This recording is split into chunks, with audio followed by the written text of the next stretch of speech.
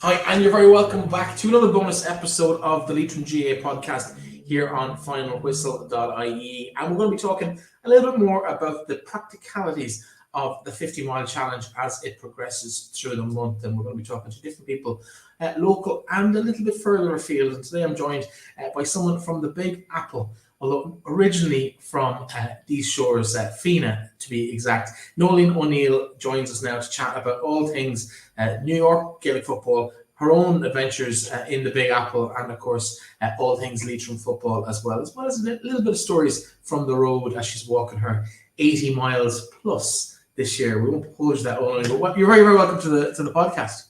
Thank you very much, Bethany. I've given a bit of a feel for what your story is. Obviously based in New York, but it didn't quite start in the big shiny city. It started in Fenagh. Talk to us, I suppose, about your origins, where you came from, and I suppose a little bit about yourself. So I grew up in Fenagh. I've played football. I mean, sport was a big thing for us anyway. My whole family, we were always out playing football, and the girls was going good at that time. So I joined with the Fenagh club, obviously, and played for many years with them. And as we, got stronger, we did pretty well. Leitrim was up and running. Then we tried out for the county team. We made the we made the minors and the senior, and we did okay. And then, but I had left before Leitrim actually won their junior All-Ireland. I had gone to America at that stage. Yeah, talk to us about that, because obviously that's probably a bittersweet moment when you're watching your friends and your teammates and maybe even family members kind of in Croke Park winning an All-Ireland for Leitrim, and you're not there because of, I suppose, life has taken you in a different direction. There must be a nice mix of kind of melancholy and delight at the same time about that. Yes, there was. I was delighted for them to get the All-Ireland. For me, I would have loved to have been with them on two accounts, to actually say I played in Croke Park and won an All-Ireland, but that we missed it by 1 year. We had decided to go to America, and the girls continued on and did very well. They bet London that year in Croke Park. So we did. We were very happy for them. I mean, it was fantastic. And the celebrations, as you know, is pretty good when they came back to Leitrim. But yeah, so we missed out on a lot of that. My friend and myself, Joey McGovern, would have been both on that, well, hopefully on that team. You mentioned you made the decision to move to the States. You're still there. So obviously it worked out. But in terms of that life choice in your early 20s, got a bit of a taste maybe on a holiday with New York, and you kind of fell in love. Is that fair to say, with the place? Oh, absolutely. We went out with a football team. The Fenagh boys, actually, and a group of them. There was a mixture of a couple of local teams went out, and we travelled with them out to New York. My sister stayed. She loved it. I loved it, as did Joey, and we went back home. We worked for a year and then went back out, and I'm here ever since. So I'm 30 odd years here. Yeah, it does have that kind of a nice draw to it as well. In terms of, I suppose, football, though, moving away, football kind of stayed in the blood. You've been heavily involved in I suppose, the Leitrim club and in New York Ladies as well. Talk to us a bit about what football looks like in New York, I suppose, back then, and then maybe a bit more about maybe where it is now.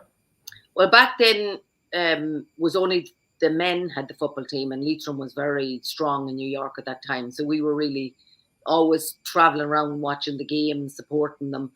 And it came about where a couple of women were chatting and were saying we played soccer at the time, we'd love to get a Gaelic game going. And they made a makeshift Gaelic game over in Van Cortlandt, not a proper pitch, not a proper goals or anything, but we had fierce crack at doing it. So that was the root of how the girls started. Marta Devani was a great woman for putting everything together. Her and a couple other women got together, got a couple of teams, and we started a ladies' league. And it's still going to this day. Might be struggling a bit with teams, as teams fold up and new ones start. We're trying to get the younger age coming in, because that's what's going to keep it going.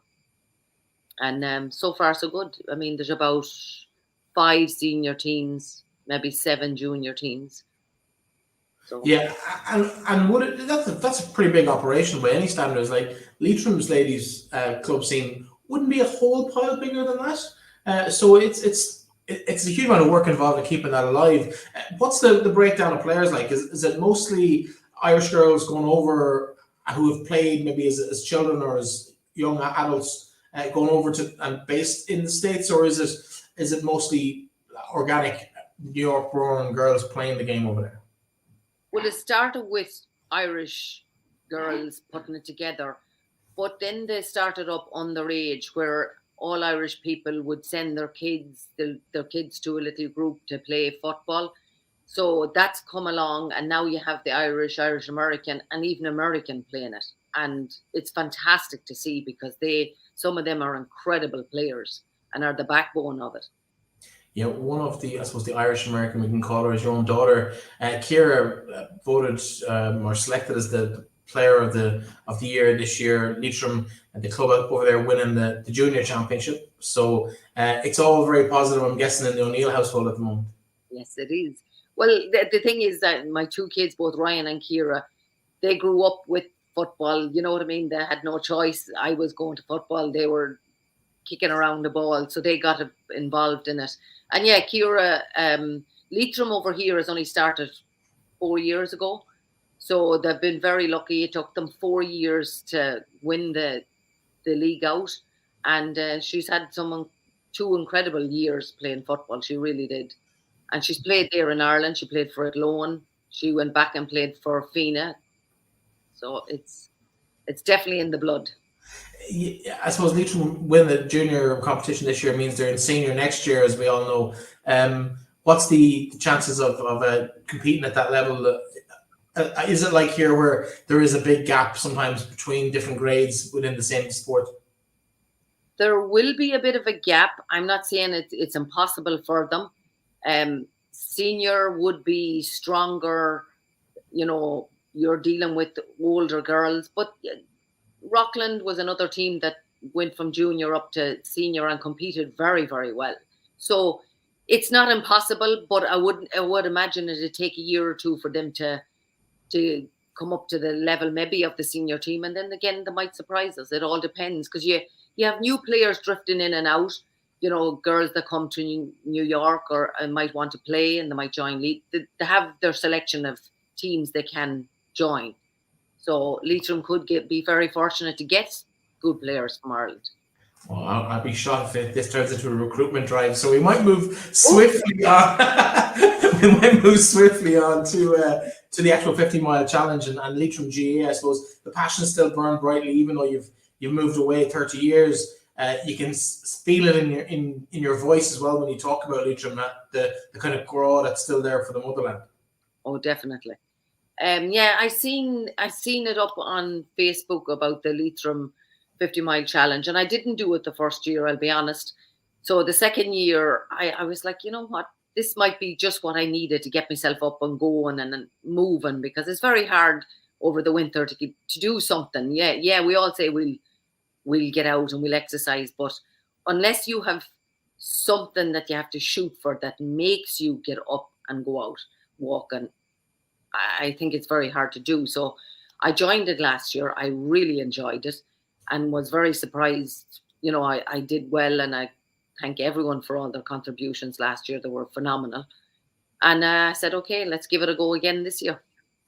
So last year, just to put the numbers in context, you set out to do 80 miles. You ended up breaking 3 figures, which is very, very impressive. And you had a modest target financially in terms of contributions as well, €200. And you smashed that too. So no wonder you're back for the second year. Have you set the same goals of like the 80 and then maybe a small modest figure, €200, and see where you end up? Or yeah, I did the same thing again this year. You know, I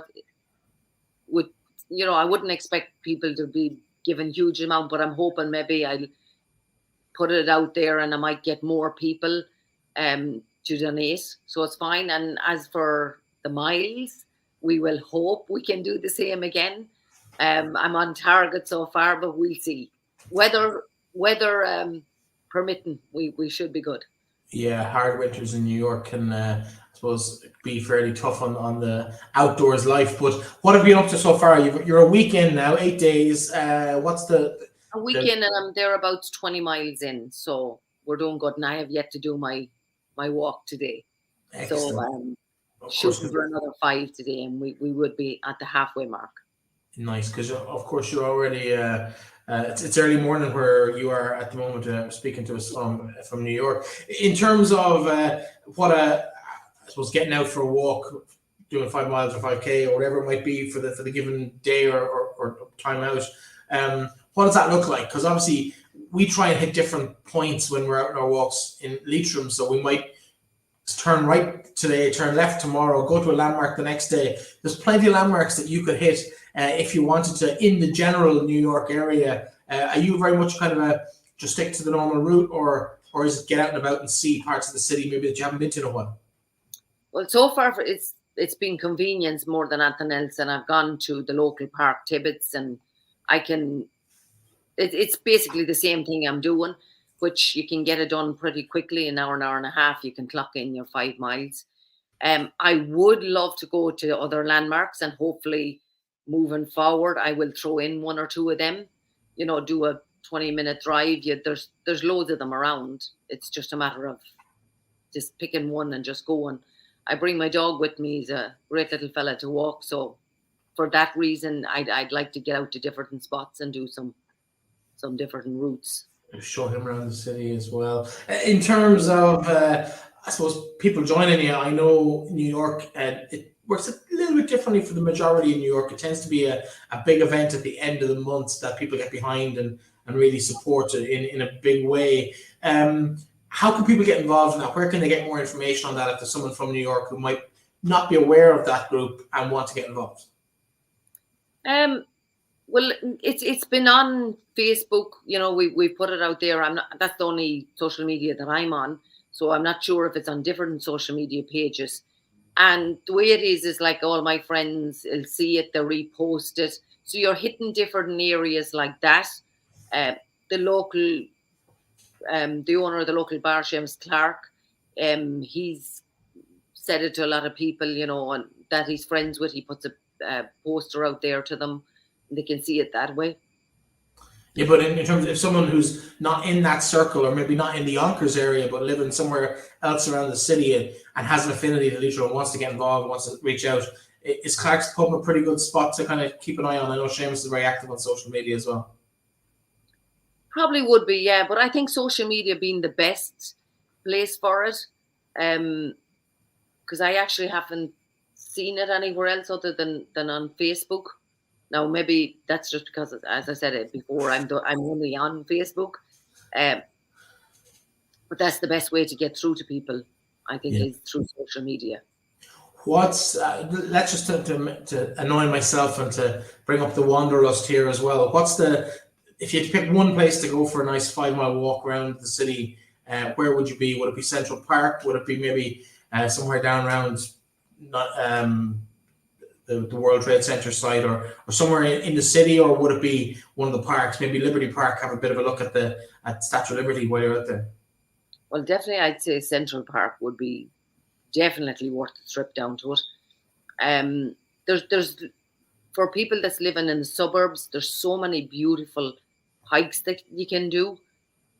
A couple of my friends has done some unbelievable hikes that's within a 20-minute drive. You have Van Cortlandt, you have Tibbetts. They are local ones. You can go into the Bronx. There's another one down there. So there's a lot of places for the city. Yes, Central Park, Battery Park down there. There's a couple of other ones, that you can go to. So there's any number of areas you can go. Excuse me, my throat is drying up on me. No, it's funny because we think in New York, we think big size skyscrapers and kind of not a whole pile of green space, but there actually is plenty of places to go in the city or around the city in the suburbs, as you mentioned. Yeah. So in terms of your walk today, what's the plan? Well, today I'll probably just do Tibbetts. I'll head for there. I want to clock in at least 5 miles, which it's a beautiful day here today.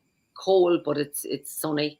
So myself and my dog will head off, and we can do it like if I can keep under a 15-minute mile, I'm doing pretty good. That's a decent clip. I'm impressed. 4 I miles an like hour. to run, so it keeps me moving at a decent pace. Absolutely, absolutely. Well, listen, Noleen, it's been an absolute pleasure chatting to you. Thank you so much for taking on the challenge once again. I know same as everybody who's, whether they're in Leitrim or around Ireland or even further afield like yourself, the contribution both socially and financially is huge from the whole 50-mile challenge project. So it's great to see you involved and supported again this year. Thanks very much for joining us. Thank you. It was a pleasure.